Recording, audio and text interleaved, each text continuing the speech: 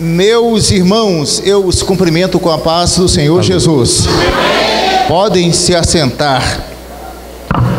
Enquanto eu agradeço imensamente a Deus pela oportunidade de poder voltar a esta casa e poder adorar o Senhor Jesus juntamente com os irmãos. Rever o meu amigo pastor Mário, muito obrigado por me trazer de volta, viu? Muito obrigado. Esse grupo de obreiros abençoados, eu acho que depois daquela propaganda eu me tornei membro daqui. Que Deus continue abençoando a vida dessa igreja. É a esposa do pastor Mário, irmã Edilúcia, que me parece estar aniversariando, é isso? Eu vi uma comemoração aqui na frente. Parabéns para você, que Deus te abençoe ricamente, viu? Eu queria pregar uma mensagem hoje que desse um pouco de sequência ao que eu comecei da última vez. Eu acho que no culto de domingo pregar uma mensagem evangelística é muito bom, é muito propício, mas como eu venho pregando mais nessa parte aí de cura emocional, de saúde emocional, como que Deus pode atuar nisso tudo, eu quero pregar uma mensagem que dê mais ou menos sequência à última que eu preguei aqui, tudo bem? Lamentações. Meio que eu não gosto muito desse nome cura emocional, não, é esquisito, mas eu acho que Deus, Ele é o Deus que tem uma palavra para o homem como um todo, corpo, alma e espírito. Lamentações, capítulo de número 3.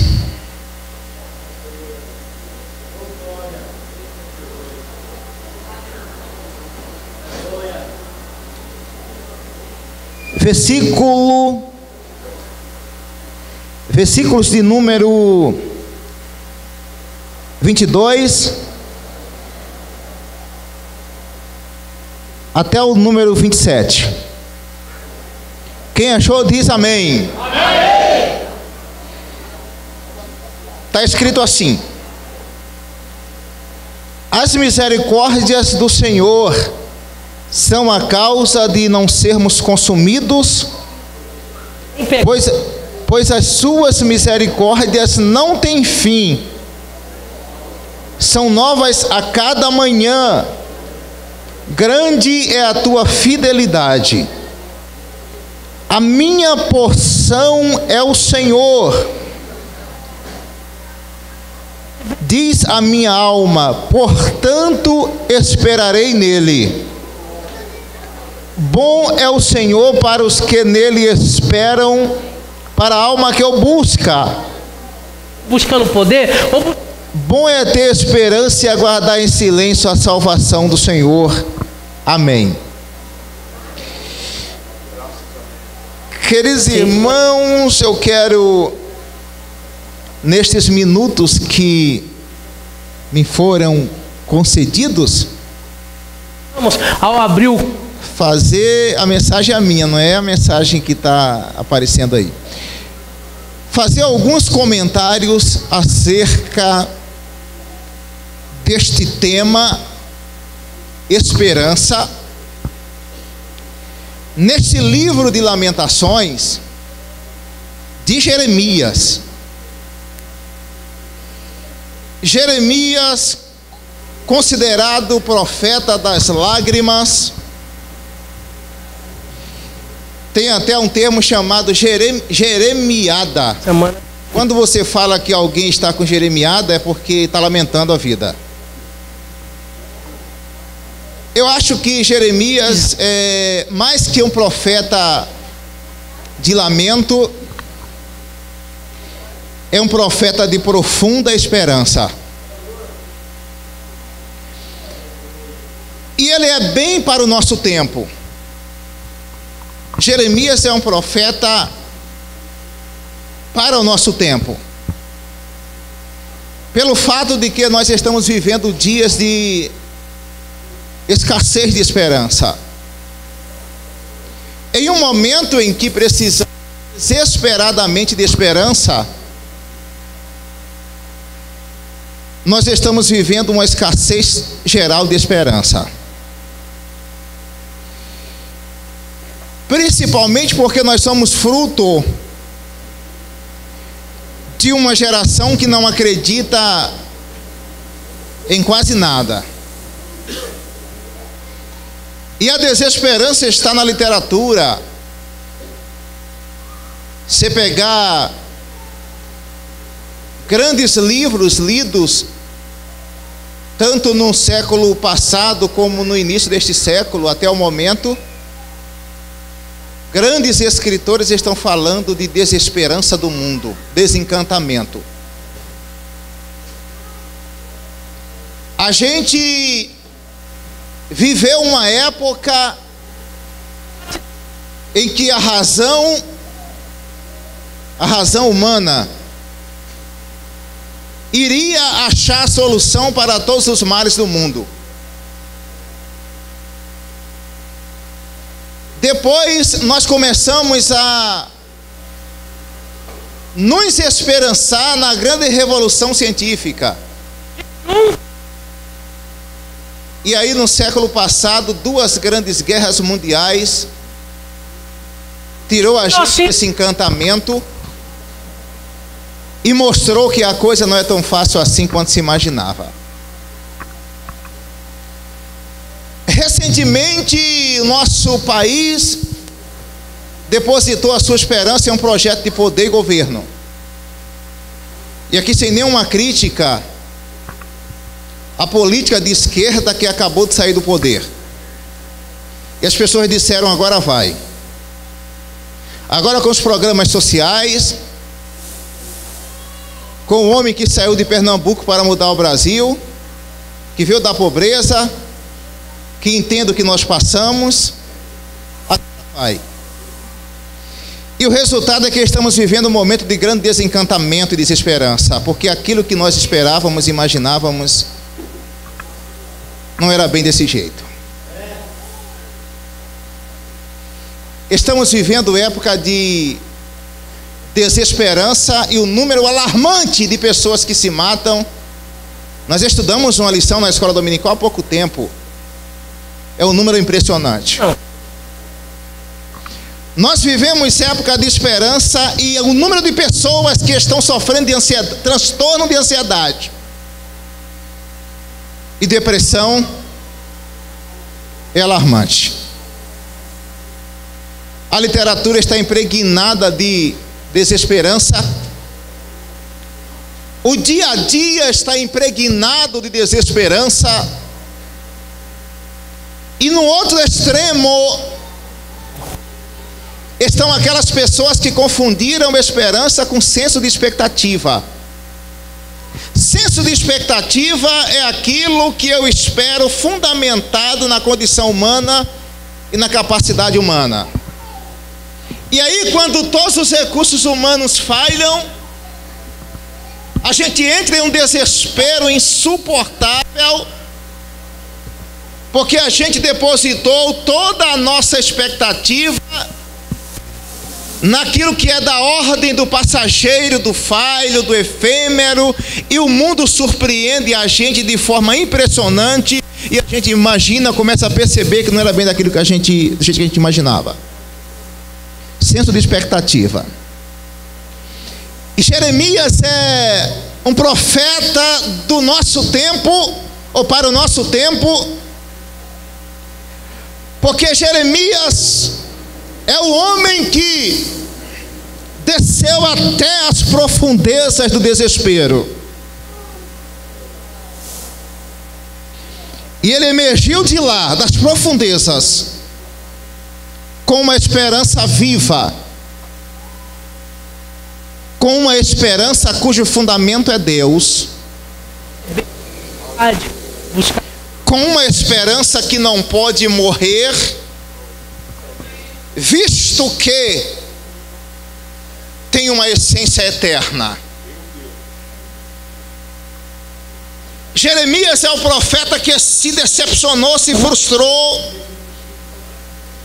se rendeu, até o momento em que ele abriu a boca depois de tanto sofrimento e disse: o Senhor é a minha porção e a minha esperança. Então quero caminhar um pouquinho com vocês dentro desse tema, mas se eu sair vocês me avisem, tudo bem? Vamos fazer alguns comentários acerca de Lamentações. Jeremias escreveu este livro sobre os escombros de Jerusalém, que acabara de ser destruída por Nabucodonosor, e acabara de ser destruída depois de um ministério de 40 anos pregando, chamando o povo ao arrependimento. Jeremias é o tipo de pregador que na atualidade, na condição atual, seria um pregador fracassado. 40 anos pregando e ninguém se converteu. 40 anos dizendo: ou vocês se arrependem, ou Deus vai destruir a cidade, ou vai permitir que Jerusalém, que Judá, seja levado ao cativeiro. Durante o reinado de 5 reis. E o que ele recebeu em troca da sua profecia foi opressão, violência e maldade.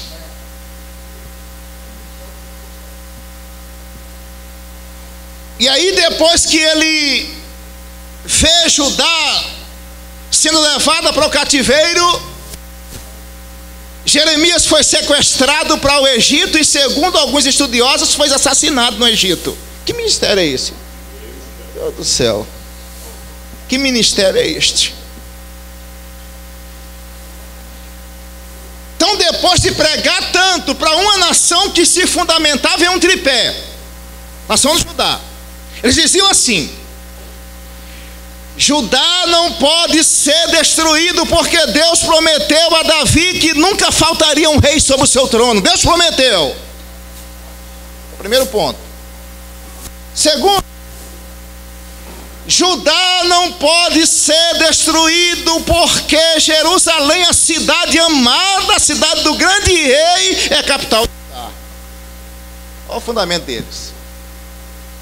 Terceiro, Jerusalém não pode ser destruída, porque o templo, o santuário de Deus está em Jerusalém. A teologia do templo. E Jeremias dizia: se arrependam, porque se vocês não se arrependerem, Judá irá para o cativeiro. 40 anos pregando, nada muda, ninguém se arrepende, ninguém se converte. Engraçado é que ele profetizava, ele torcia para que a sua profecia fosse falsa. É impressionante isso. Já viu isso? Tem irmão que profetiza, no dia seguinte liga na casa do vaso para que ele profetizou, fala: e aí, se cumpriu? Para ele pegar os louros da coisa. Jeremias profetizava e torcia para que fosse um falso profeta, para que não se cumprisse o que ele dizia. Só profecia de vai para o cativeiro.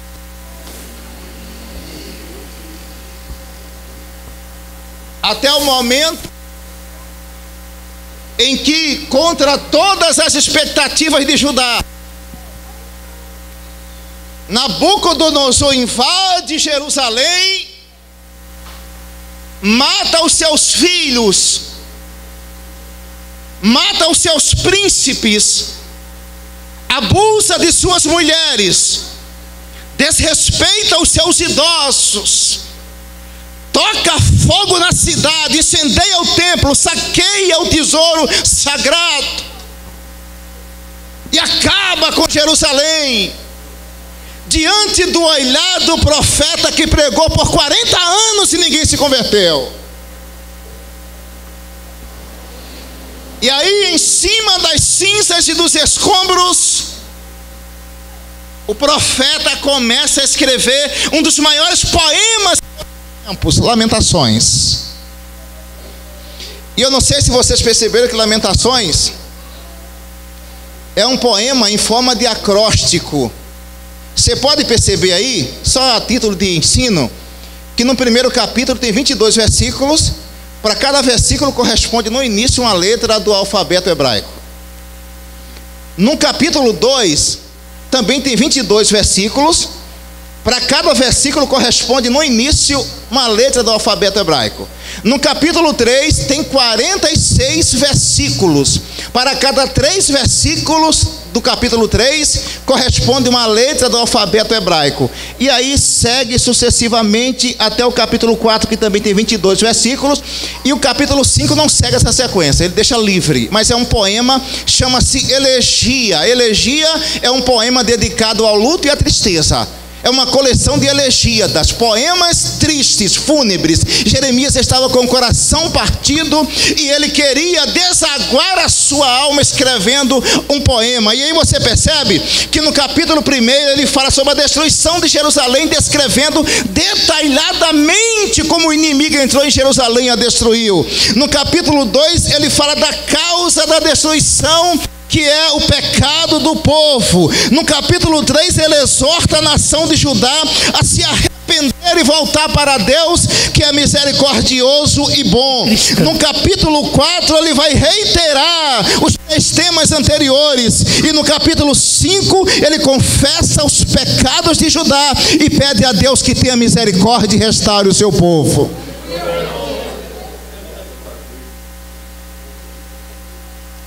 E quais que são os temas principais? Tristeza presente. Tristeza pelo luto, pela perda, pela decepção, pela frustração. Mas como dizem os filósofos, alguns deles, a esperança sempre existe na falta e na tristeza. Por isso que onde há tristeza é possível que haja esperança.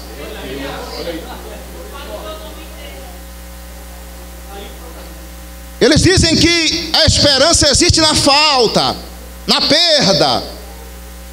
Por isso que é possível dizer que onde há falta, onde há tristeza, onde há perda, é possível que haja esperança. Então é tristeza por tudo que aconteceu. E se você pegar no hebraico, na literatura hebraica, Lamentações começa com a palavra de interjeição, que fala: ai, como, meu Deus, que coisa terrível que aconteceu com Jerusalém. E ele começa a descrever tudo aquilo que aconteceu com a cidade santa, tudo aquilo que aconteceu com a cidade do grande rei, tudo aquilo que aconteceu com a cidade amada. E aí, quando se fala de esperança futura, Jeremias está olhando para o amanhã, para o propósito de Deus, para o projeto de Deus, com a consciência de que Deus não faz nada sem propósito. Deixa eu dizer uma coisa para você: Deus é aquele que tem o poder de pegar o pior e transformar em melhor. Deus é aquele que tem o poder de pegar cinzas e transformar em campo verde. Deus é aquele que tem o poder de pegar sonhos destruídos e transformar em novos sonhos e projetos. Deus é aquele que, quando não há mais expectativa humana, ele vai lá, levanta do chão, tira do buraco, muda a situação e põe um sorriso nos lábios e uma esperança no coração.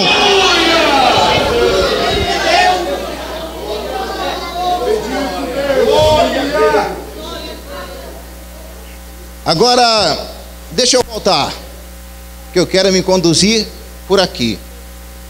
Tristeza e esperança. Esperança é o dom que dá ao homem ou à mulher a condição de suportar o mundo nos ombros. Quem perdeu a esperança deixou de viver.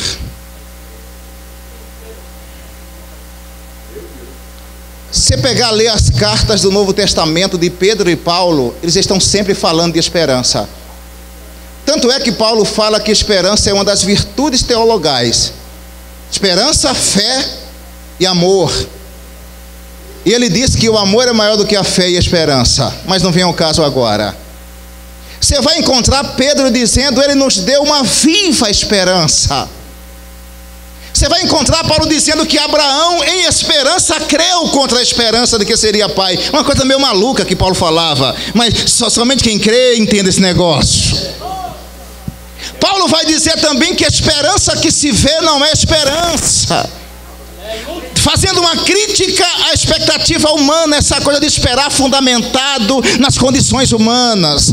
Todo o Novo Testamento é um tratado sobre esperança, porque a esperança é o dom que dá ao homem ou à mulher condição de suportar o mundo, de continuar lutando, de continuar seguindo, de continuar se levantando a cada manhã, de continuar numa busca incessante pelos objetivos e ideais. Este dom chamado esperança, alguma coisa parecida com aquilo que Jesus disse: no mundo vocês terão aflição, mas tenham bom ânimo.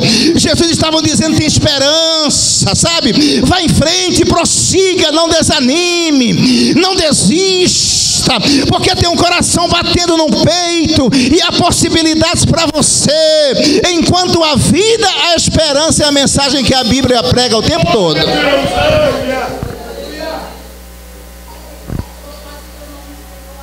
E aí, como eu falei de esperança positiva, talvez convenha falar que esse dom também é muito comentado e discutido na mitologia grega. Quem lembra a caixa de Pandora? A caixa de Pandora é aquele mito que diz que a divindade mandou um presente para Pandora. Aliás, mandou Pandora, uma mulher, para o seu, acho que é Epteu, que era irmão de um homem, esqueci o nome dele agora, de Prometeu. E aí Pandora veio como presente da divindade para este homem. Ela trouxe uma caixa como presente do Deus. E diz a mitologia que Pandora não podia abrir essa caixa, porque a divindade disse assim: ó, não pode abrir essa caixa de forma nenhuma, você não pode ser curiosa. E Pandora, levada pela curiosidade, abriu a caixa, disse: todos os males que estavam lá dentro saíram, e ela fechou a caixa a tempo de reter lá a esperança. Por isso que o homem não sucumbe diante dos males do mundo. É muito bonita a história.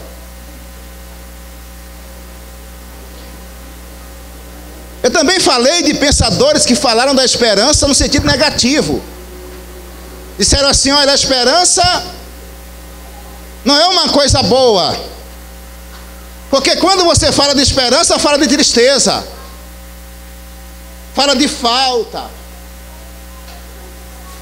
fala de dúvida, fala de insegurança.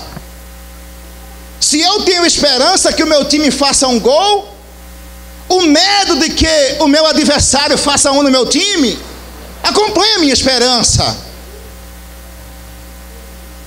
Por isso que fazem crítica imensa ao programa Criança Esperança, porque dizem: todo ano é Criança Esperança, porque nunca chega o que nós esperamos. Já ouviram isso? Se todo ano é Criança Esperança, é porque o Brasil nunca realiza nada em relação às crianças. É sempre a mesma coisa, é a crítica deles. Então, você pega pensadores, e não convém citar o nome aqui, Lucrécio, Spinoza, um monte deles, é tudo nesse sentido de criticar a esperança, porque a esperança existe na falta. E eles estão corretos. Por que estão corretos? Porque essa esperança que existe na falta, que entristece e que frustra a gente, esse senso de expectativa fundamentado na condição humana, nos recursos humanos, que a gente espera, a gente acredita, a gente investe, e de repente a gente é decepcionado com a orfandade que o Brasil está enfrentando hoje. Mas eu vim falar hoje de uma esperança viva, de uma esperança firme, de uma esperança imortal, que não está na condição humana, que não está no recurso humano, que não está nas promessas de políticos, que não está na promessa de religioso, mas está fundamentada naquele que é a nossa própria esperança. É por isso que o salmista diz: o Senhor é a minha esperança.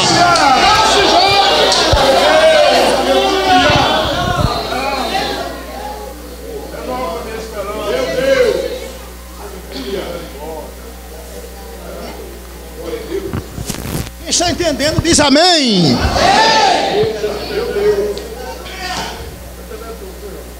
Então, Jeremias é o homem que tem uma experiência tão profunda que ele passa de uma esperança utilitária, fundamentada na probabilidade, fundamentada nas possibilidades. Ele emerge até as águas profundas da decepção. Judá não se arrependeu. Deus não salvou Judá. A minha pregação não deu certo. 40 anos chamando arrependimento. Ele chegou a dizer em seu livro: já pereceu a minha esperança, já fiquei iludido, o Senhor me iludiu. Ele desce até as águas profundas e ele emerge de lá com uma esperança viva, dizendo: a minha esperança não é a expectativa que eu tenho em relação a Judá, não é a expectativa que eu tenho em relação à minha pregação, a minha esperança não é aquilo que disseram acerca de Davi, que não faltaria rei sobre o seu trono. A minha esperança não é o templo, não é o santuário. A minha esperança não é uma cidade, diga-se a de Jerusalém. Ele disse: a minha esperança, depois de tudo isso que passei, depois das águas profundas, depois de tanta agitação, a minha esperança é o Senhor, a minha porção é o Senhor.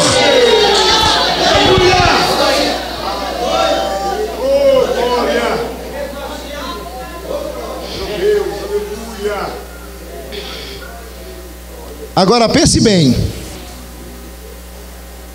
não foi do dia para a noite que ele teve essa experiência.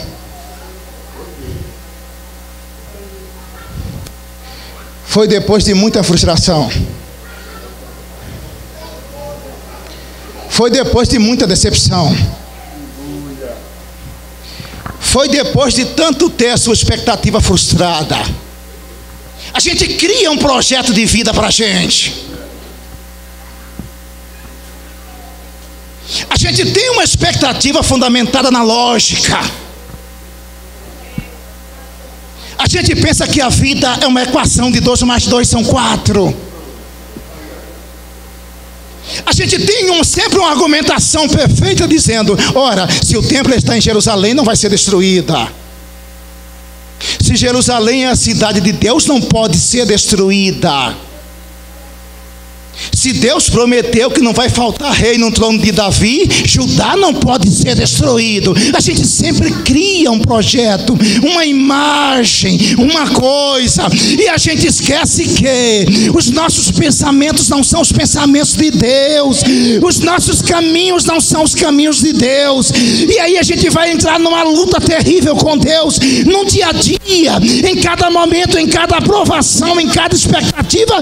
A gente entra numa luta terrível com Deus, até que a gente se rende a Ele, até que a gente se prostra a Ele, até que a gente reconhece que não é com o nosso recurso, não é com a nossa força, não é com o nosso senso, mas é pelo poder de Deus, pelo Espírito de Deus, é o projeto de Deus, é a vida de Deus, é aquilo que Deus desenhou para nós.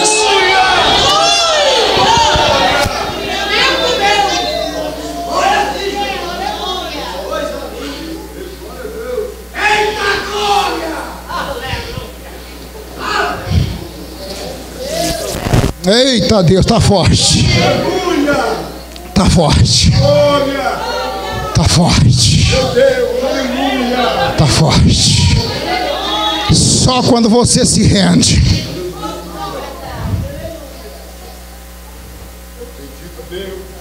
Quando todas as expectativas se frustram. Sabe aquela coisa de Lázaro? Maria mandou avisar com um tempo de antecedência.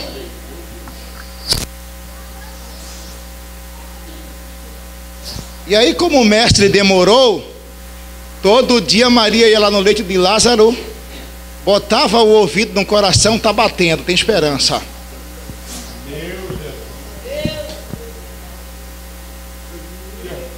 Dia seguinte, ia lá, colocava um espelho na boca, está respirando, tem esperança, o mestre vem. Estava ouvido, o mestre vem. Pode ser hoje ou amanhã. Está respirando. E cada momento que passava, como o mestre se demorava, a sua esperança ia se esvaindo. Até o dia que ela se levantou, foi lá, colocou o espelhinho, não tinha respiração, Lázaro morreu, disse, acabou. Acabou. Porque para nós só tem esperança enquanto está vivo, sim ou não?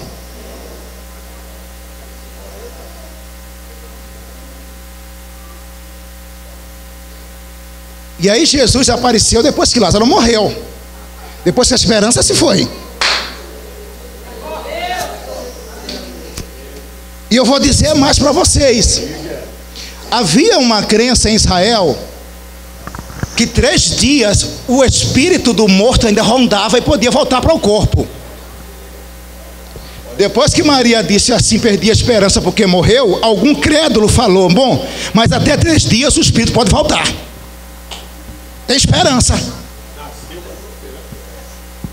Pois Jesus deixou morrer, deixou sepultado por mais de 3 dias e apareceu.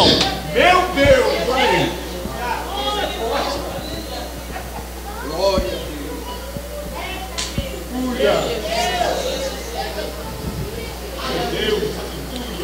Aí Maria vai ter com o mestre e Marta também diz assim, mestre,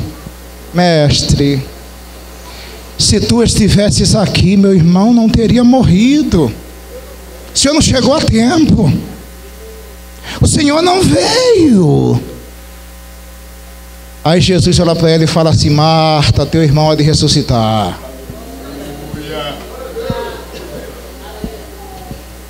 Sim, Senhor, eu sei.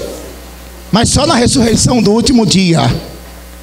Jesus disse assim, onde o sepultaram?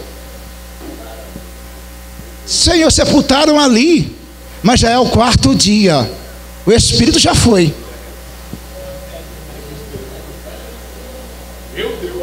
Esperança malograda. É por isso que Paulo muito sabiamente escreve dizendo que Abraão em esperança creu contra a esperança.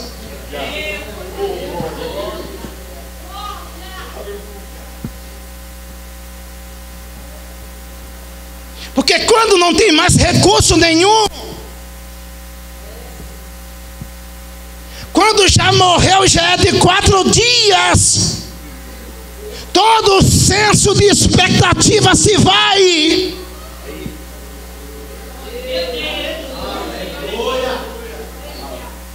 Até que aquele que é Ele mesmo a nossa esperança, e que está para além da esperança, e que pode oferecer esperança quando não há esperança, aquele que todo o que crê nele crê em esperança contra a esperança, ele aparece no 4º dia e diz, Lázaro, sai!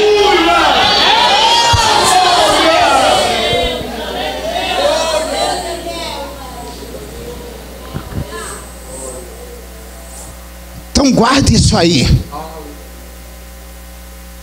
Não existe um Lázaro sai para fora sem que haja um morreu e é de 4 dias. Deus sempre surpreende. Deus tem o poder de transformar o pior em melhor, o luto em vida, o desespero em esperança. E quando tudo parece perdido, Ele aparece para mostrar o seu poder. Ele vai surpreender você.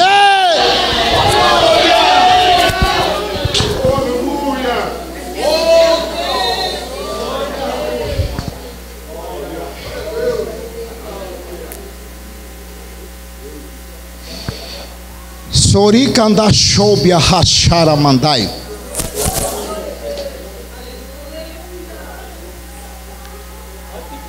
Eu gosto muito do... Você tem que ler a Escritura. Tem que parar de assistir filme e ler a Escritura. Ler novela e ler... Parar de assistir novela e ler a Escritura. Eu gosto muito dos discípulos indo para Emaús. Pensávamos que era ele. Morreu. E já é o terceiro dia. Nada. Eu gosto muito de Pedro indo para arrumar suas redes para voltar a pescar. A esperança que tínhamos de que ele fosse o redentor de Israel e queria sacudir o jugo romano, se foi. Vamos voltar à vidinha de antes. Aquela expectativa que nós tínhamos de ser o primeiro-ministro disso, ou o ministro daquilo, da justiça, do meio ambiente ou do Casa Civil no governo de Jesus, acabou. Volta à vida. Voltando para a pescaria, para arrumar as redes, peixe de novo. E os dois indo para Emaús, olha que discurso triste. A gente pensava que era ele. Até que tem um hino, eu amo aquele hino, pessoal, tem que cantar assim na igreja sempre. Tudo em silêncio. Não, o hino começa assim, né? Uma fase para outra, né? E o martelo, sua cabeça tombou.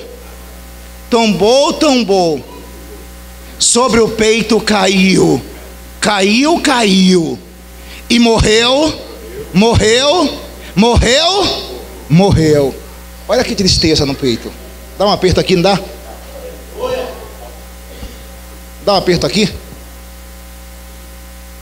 Aí, olha a transição de uma fase para outra, da esperança utilitária para a esperança viva. Tudo em silêncio. Nem as aves cantavam, nem um som se ouvia. Maria olhou a tumba vazia. E ninguém se lembrou que era o terceiro dia. A tampa do túmulo estava caída. O mestre já tinha voltado à vida.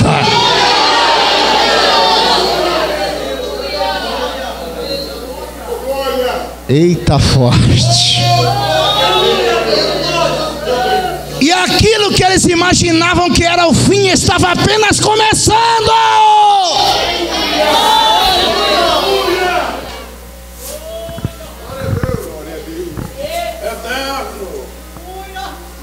Está só começando.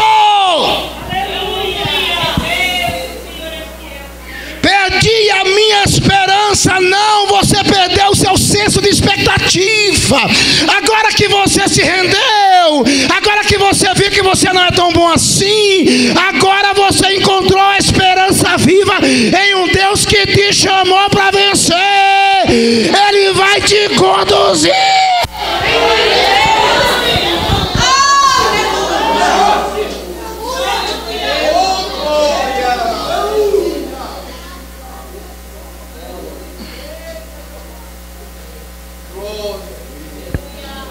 Então vejamos aqui. Quem está entendendo diz amém. Quem quer que eu continue pregando mais um pouco diz amém. Então vou continuar. Tudo em silêncio, nem as aves cantavam, nenhum som se ouvia. Maria olhou. Cante. E ninguém?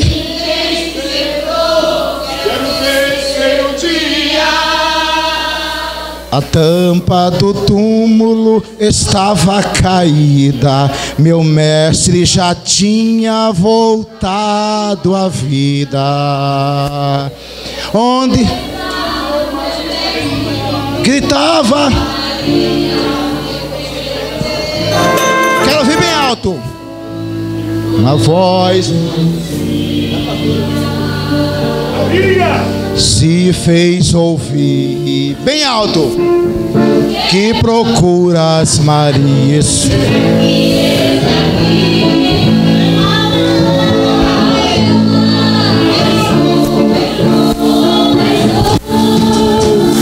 Estou vivo. Vivo.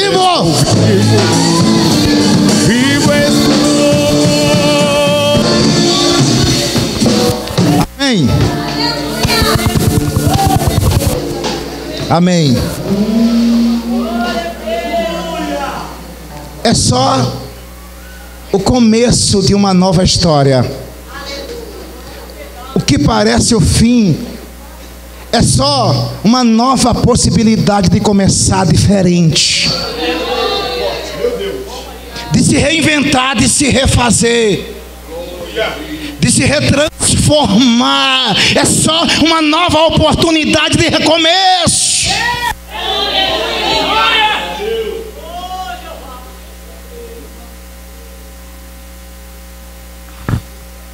E aí eu vou partir para o final falando de 3 pontos em que se fundamenta a esperança viva de Jeremias. Número 1, baseia-se nos atos passados de Deus, o que ele já houvera realizado por Israel até aquele momento. Ele disse assim: as misericórdias do Senhor são a causa de não sermos consumidos, porque as suas misericórdias não têm fim. Jeremias estava dizendo: a casa caiu para nós, é verdade.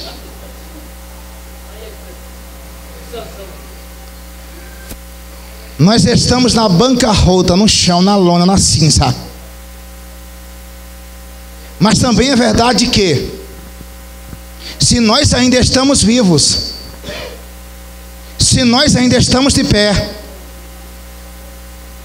se nós ainda temos uma esperança mínima que seja, é porque Deus tem cuidado de nós até agora e tem nos sustentado pela sua misericórdia. Não, agora presta atenção nisso aqui. É muito difícil ver bondade e misericórdia onde só há luta, dor e agonia. Olha o que eu falei, vamos combinar. É muito difícil ver bondade e misericórdia onde só há luto, onde só há destruição, onde só há ruínas.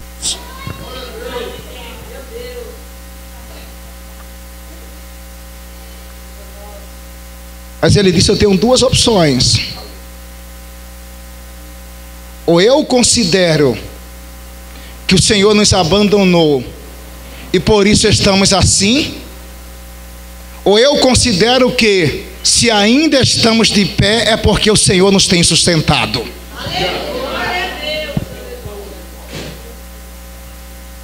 É bem aquela equação de Samuel,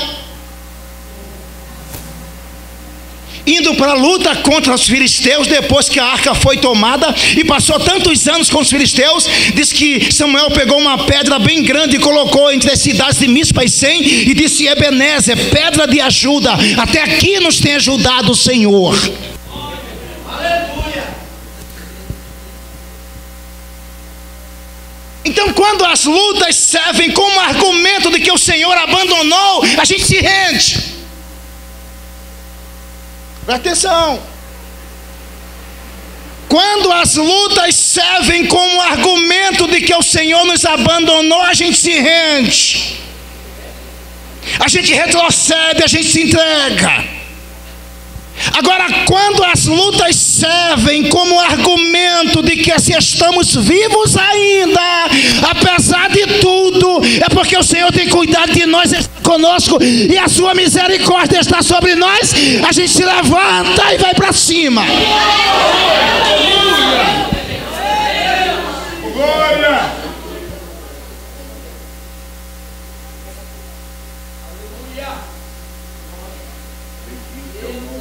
Está muito forte. Ele disse assim, ó, em outras palavras: está feia a coisa, está feia, no vale da sombra da morte, está feia a coisa, mas certamente bondade e misericórdia me seguirão todos os dias da minha vida.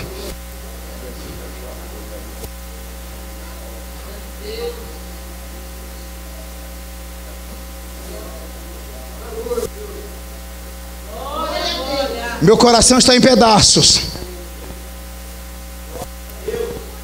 Eu olho para frente e não consigo ver a luz no caminho. Mas bondade e misericórdia me seguirão. Todos os dias serei alvo da bondade e misericórdia de Deus. Porque Deus até quando bate porque é bom.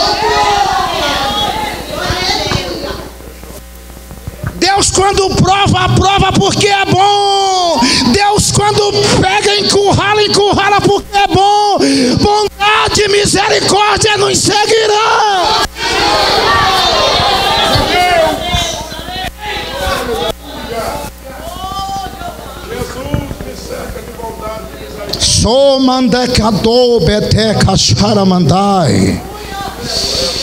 Eita, coisa boa. Ele disse assim: as misericórdias do Senhor tem nos preservado apesar da nossa índole má, dos nossos pecados, das nossas transgressões. Como Deus tem sido bondoso conosco. Você consegue compreender isso? Externar isso?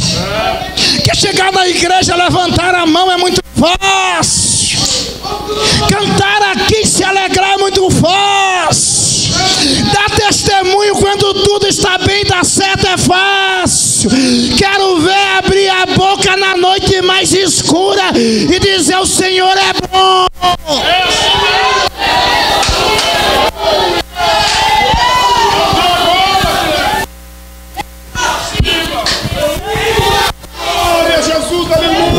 Ai, Deus, está forte.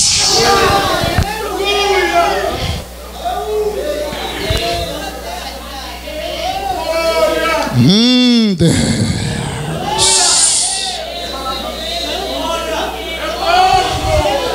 Decanda churia mandou bedera coube racharai.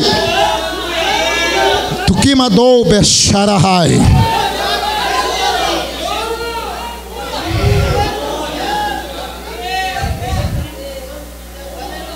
Tudo por causa da sua bondade, da sua misericórdia, do seu favor. E aí o segundo ponto que eu tenho, quem está entendendo a mensagem diz amém. Quem acha que eu devo continuar pregando mais alguns minutos diz amém. Então, tá bom, vamos lá.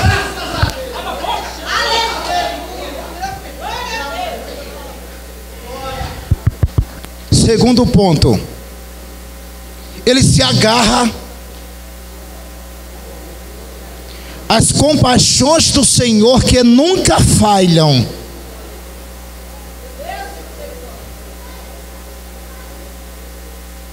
Ou seja, a sua fidelidade.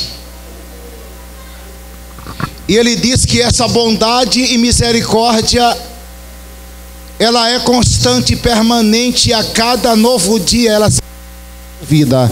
Isso é muito forte. Agora eu ficava pensando assim: como que a misericórdia de Deus, a bondade se renova? Não pode ser isso. Não pode.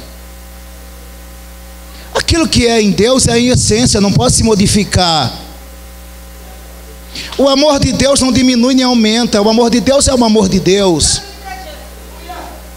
A bondade de Deus não diminui nem aumenta. É a bondade de Deus. Como é que pode? Novo convertido. Até que um dia, lendo um escritor chamado Lloyd Ogive, ele disse que essa bondade se renova significa que a cada novo dia a bondade de Deus está sobre nós e a bondade de Deus para nós.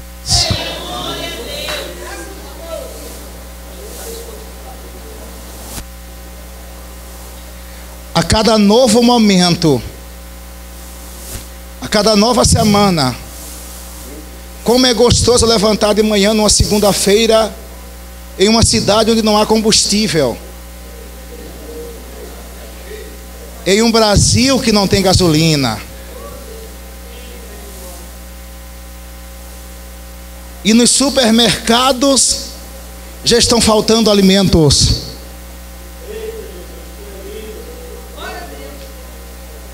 e um governo no poder que eu vou poupar adjetivos para não cometer pecado e injustiça aqui.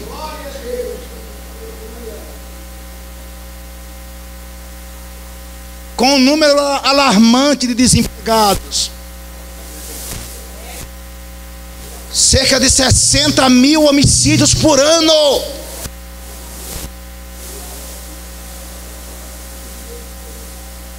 Levantar de manhã, fazer uma oração e verbalizar: novo dia, bondade e misericórdia de Deus me seguirão.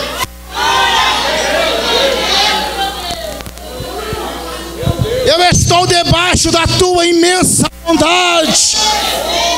O salmista disse: publicarão abundantemente a memória da tua grande bondade.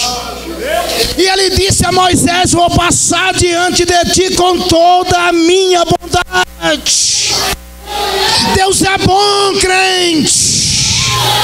E nós estamos vivos pela sua bondade. Nós estamos de pé pela sua bondade. Nós estamos vencendo pela sua bondade.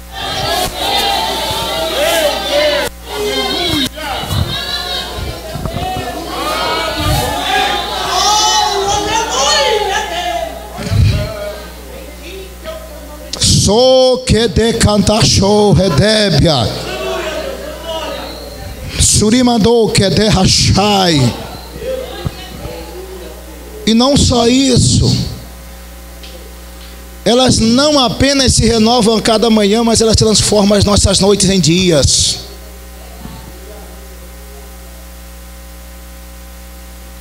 Olhe, se você fala em uma divindade poderosa apenas, ela não é confiável. Pode ser uma divindade grega, que segundo a mitologia andava com raios na mão para jogar nas pessoas que a desobedeciam. Aliás, a igreja durante algum tempo andou pregando acerca de um Deus irado com raio na mão. Jogava num crente, ele pulava para cá, jogava aqui, ele saltava para lá. Se é todo poderoso, apenas não é confiável. Pode ser uma divindade grega irada. Agora, se é todo poderoso e bom, é absolutamente confiável. Deus é bom.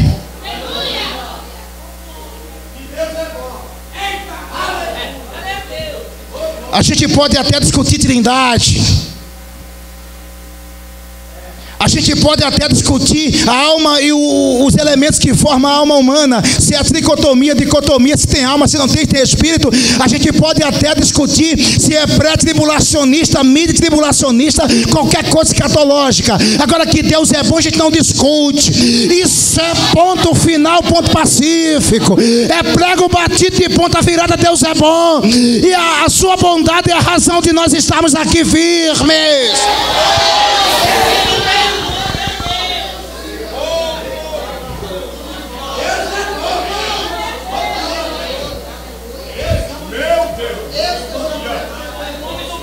Está doendo, mas Deus é bom. Está machucando, mas Deus é bom. Eu não estou entendendo nada, mas Deus é bom. E a sua bondade e misericórdia se renovam cada dia, cada instante na minha vida.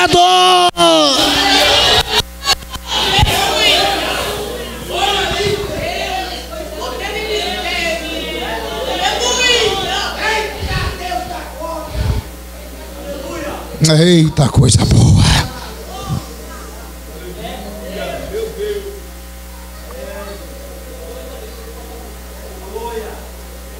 Terceiro ponto.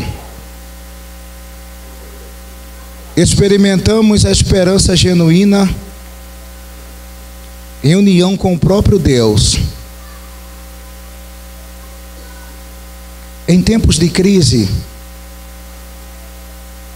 algumas pessoas buscam por esperança. O crente Busca a Deus, que é a sua esperança. Eu vou repetir, porque é muito forte. Se você não guardar isso aí, sinto muito por você. Em tempos de crise, pessoas buscam por esperança. O crente em tempo de crise busca a Deus, que é a sua esperança.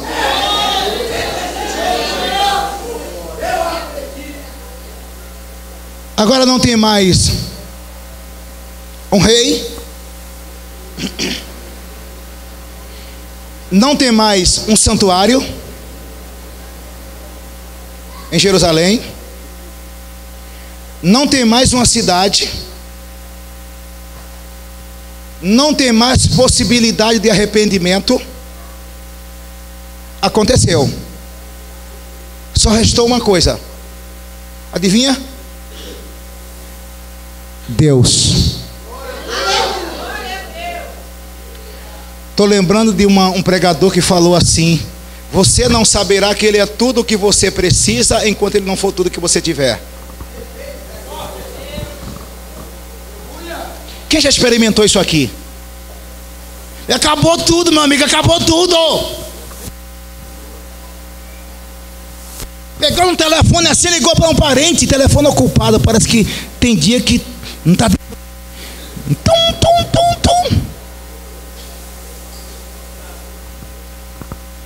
Passou o cartão lá no banco, zerado a conta, negativo, melhor dizendo.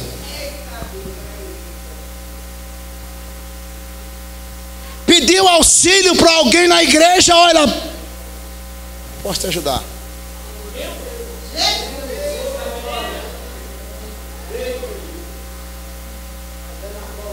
Acabou tudo.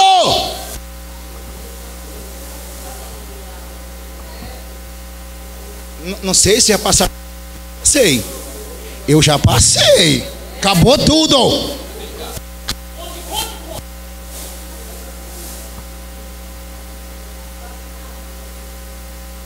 E eu fiz igual aquelas irmãs antigas de círculo de oração. Na cadeira de um lado estava eu, na cadeira do outro Jesus. Agora só tem o Senhor. Só tem o Senhor. Acabou.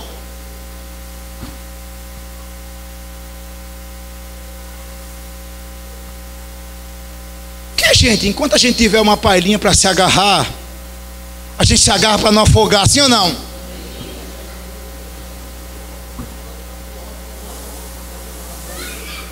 Aquele pastor, não, aquele vai me socorrer. Não, aquele meu parente, não, ele vai. Aquele amigo, aquele patrão, aquele, a gente tem uma palha para se agarrar, para não se afogar. Quando acaba tudo e você se vê no meio do oceano perdido.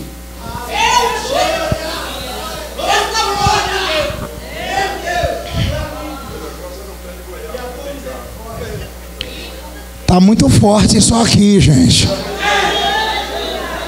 Nós estamos vivendo uma geração de crentes mimados, mal acostumados, não tem experiência com Deus.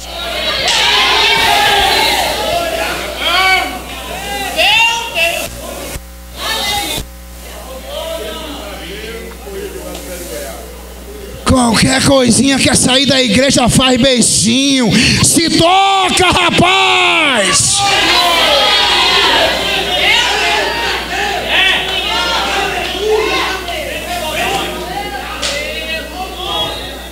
Que eu já disse, só Deus agora, só Deus, só Deus, só Deus. Deus é o que restou, Deus é tudo o que eu tenho, e se Ele não operar, ai de mim.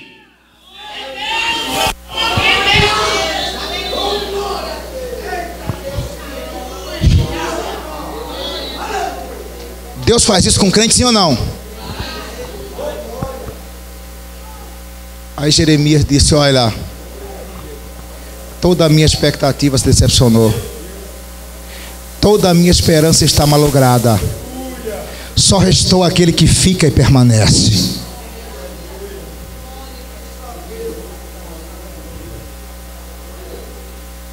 Em que é que você fundamenta a sua fé e a sua esperança, hein? Fala para mim.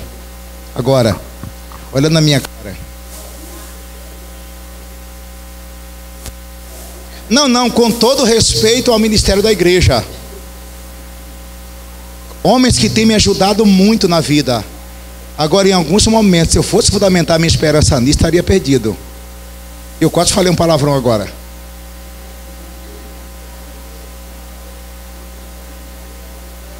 Meu Deus, é forte.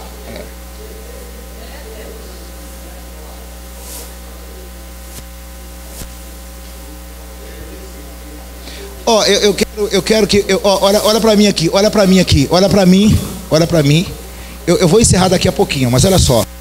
Eu quero argumentar com vocês.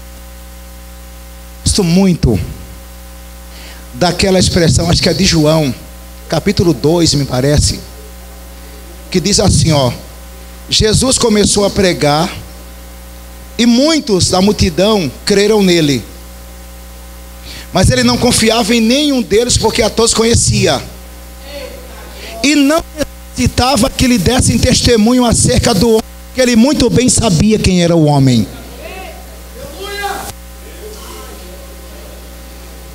Não é que o homem é mau, não é isso que estou dizendo, que vai trair você. Não, os homens tem muito homem bom que a gente conhece, mas ele só pode ir com você até o limite.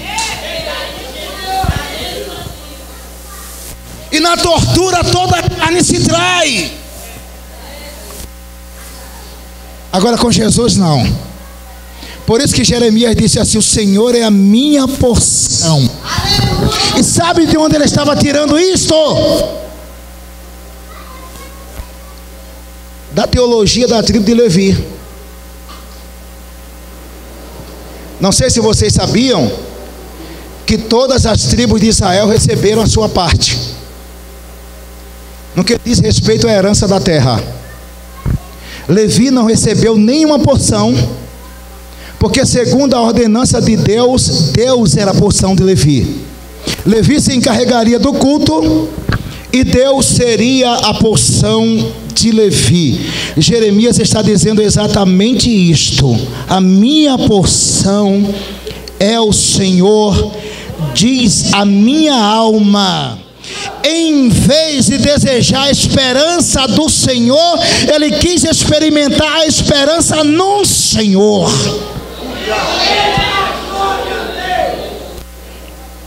Esse negócio é um dom, crente. Esse negócio é um dom. Alguém perguntou para mim um dia: como você sabe que as coisas vão acontecer? Como que você sabe que essas promessas vão acontecer? E aí ele esperou uma resposta teologicamente formulada. E eu disse: não, é porque está aqui, ó. Está aqui.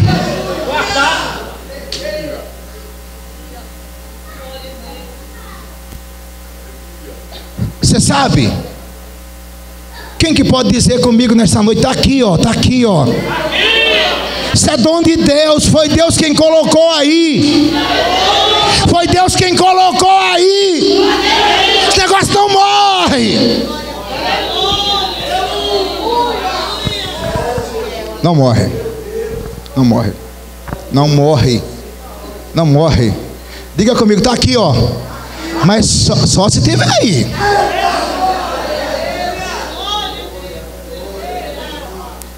Não, e assim, foi um aluno de teologia, pastor Mário. Disse: pastor, como é que o senhor sabe que as promessas tal e tal? E ele esperou de mim realmente, olha, de acordo com a terminologia bíblica, de acordo com a exegese. E eu disse: não é isso não, está aqui. Está aqui. Esse negócio é um dom de Deus.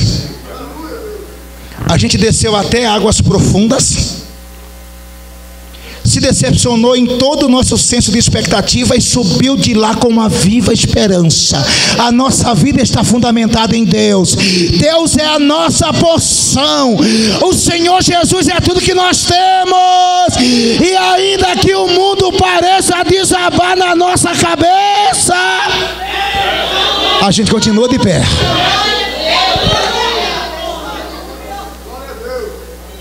Quem quer que eu leia o último ponto diz amém. Eu vou ler.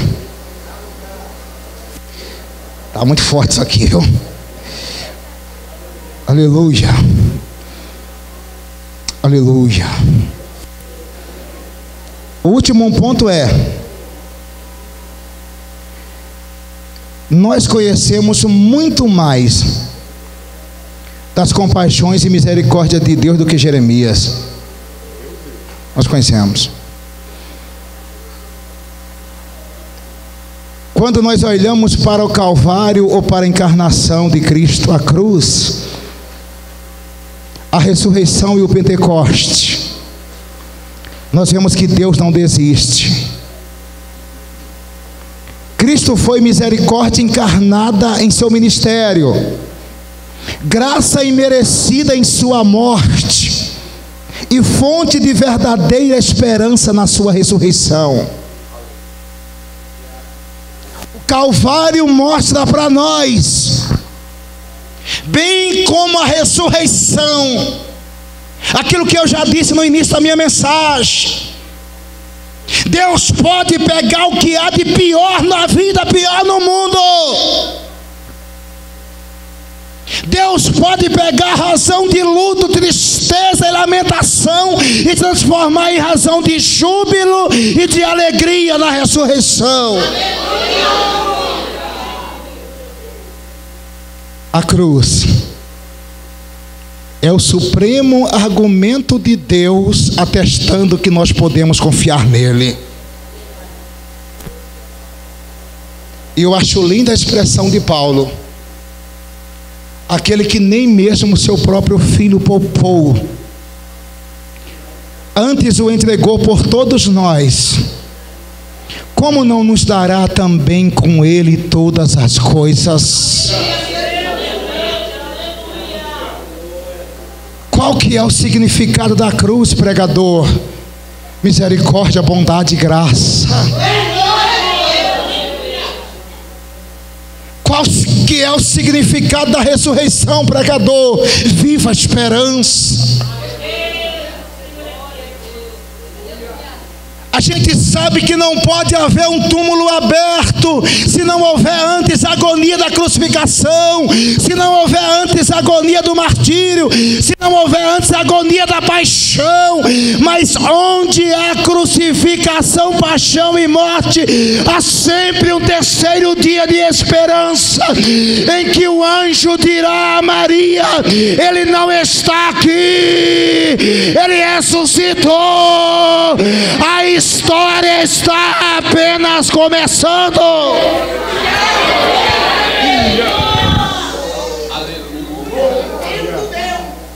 Eita, coisa forte. Ei, meu Deus.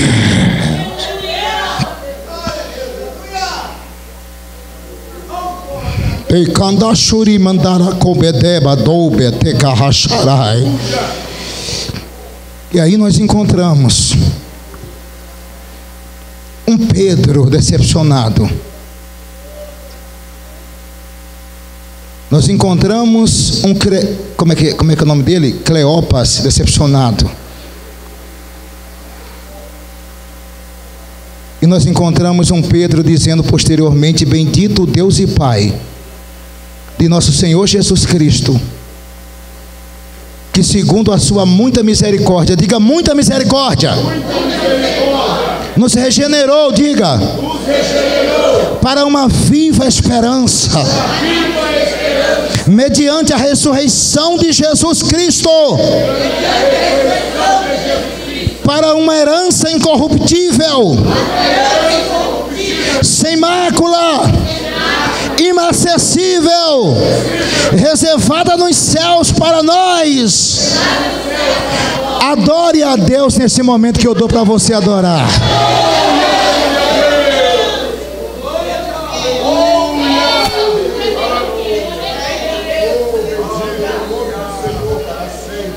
Amanhã você vai levantar.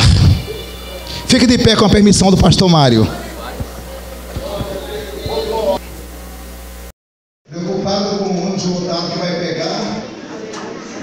De qualquer forma, está uma situação melhor que a minha. Com carro, mas sem gasolina, não adianta. Os gigantes que você vai encarar Os fantasmas que você está encarando.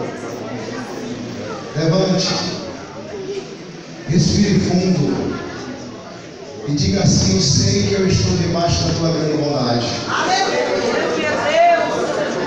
Eu sei que bondade e misericórdia me seguirão todos os dias da minha vida. Eu sei que a tua misericórdia se renovará sobre mim a cada manhã. E siga, vá para cima, resista, ainda que o coração esteja palpitando de dor, resista. Agora eu vou orar por você. Enquanto eu vou fazer uma oração com a banda, eu queria ouvir agora tocar. Você, pastor? Pastor, fique em paz. É Deus. O senhor está em casa. Eita Deus. É hoje. Olha, baixa a porta se ele baixar e Eita Deus. É hoje. É hoje. lá já era. Deus está libertando pessoas de expectativa falsa. Aleluia! Eu creio, Jesus. Expectativa de palha. De palha. Pessoas que estão se agarrando em coisas sem fundamento. Pessoas que estão argumentando de forma sem fundamento, como os judeus diziam: Jerusalém é de Deus e o templo está aqui, não vai acontecer. Pessoas que estão argumentando sem fundamento sólido. Deus está querendo fazer brotar em você uma esperança viva hoje, que vai dar a você condição de suportar o mundo dos homens, e ainda assim você vai permanecer de pé. Pessoas que estão dizendo assim: perdi a esperança, eu não acredito mais. Eu não perdi o costume. Vem aqui à frente para lá, para a minha mão. Olha aí, ó. Está muito forte. Deus está aqui, irmãos. Está muito forte, meu Deus. Está muito forte. Eu queria orar por pessoas que estão sem esperança, sem expectativa nenhuma. Eu queria orar. E eu vou esperar que você vá ali à frente, porque eu sei que Deus está falando com você. Deus está falando com você. Você está numa fossa, permita a minha expressão, terrível. Parece que nada dá certo para você, nada, está emperrado, pois aí. Está emperrado, não vai, não anda.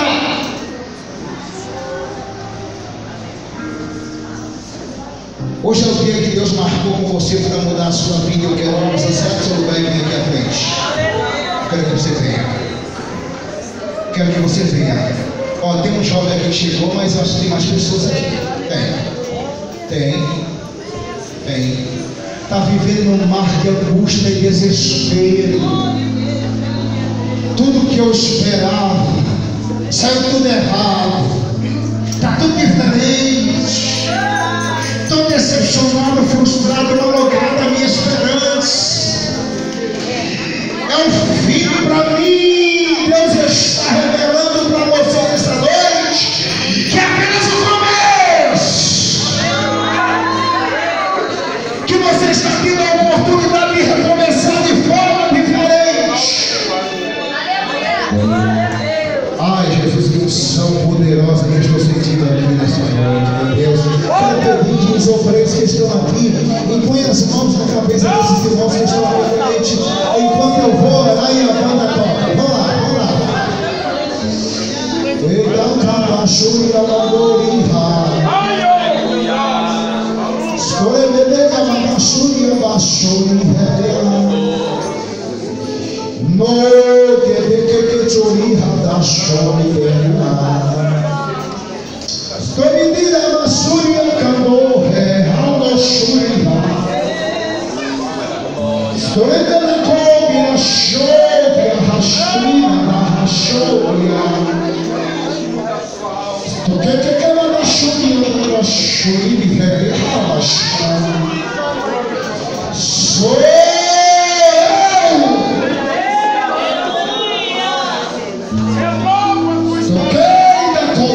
chuva, que da chuva.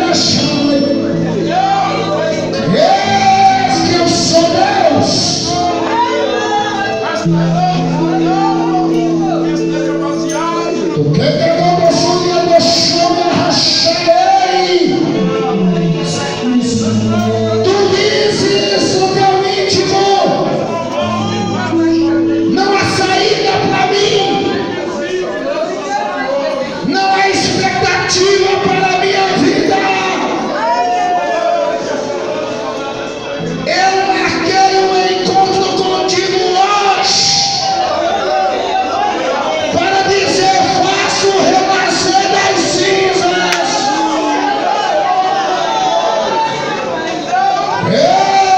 Eita, forte! Quem está entendendo agora?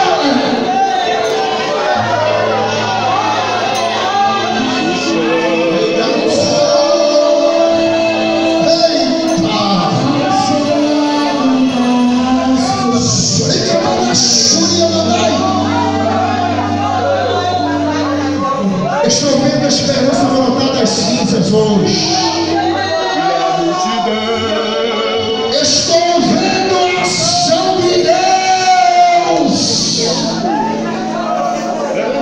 Estou vendo o vento renovador, a chuva.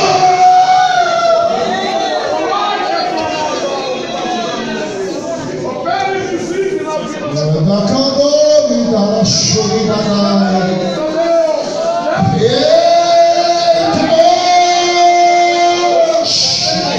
Se levanta do chão, ergue a sua cabeça. Seja envolvido agora por uma área de bondade, de misericórdia e graça. Deus está contigo.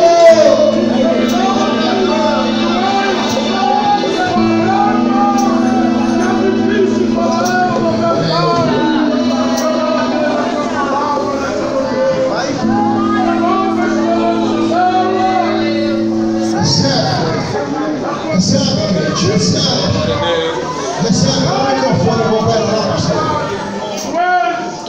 Dá o microfone bom para ela. Fica aí no seu lugar. Meu Deus, em nome de Jesus Cristo.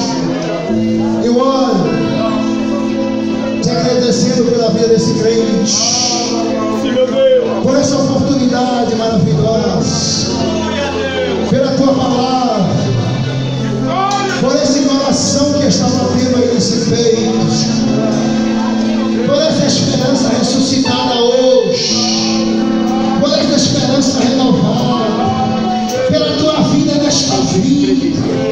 Sim, meu Deus, por essa esperança que ressurge dos escombros, que ressurge da cinza e volta da vida a esta vida, a este jovem, a este adolescente, a este senhor, a esta senhora, a esta família, meu Deus. Pai, toma teu filho em tuas mãos, restaura, renova toda a sua vida, Pai. Toma em teus braços eternos e bondosos.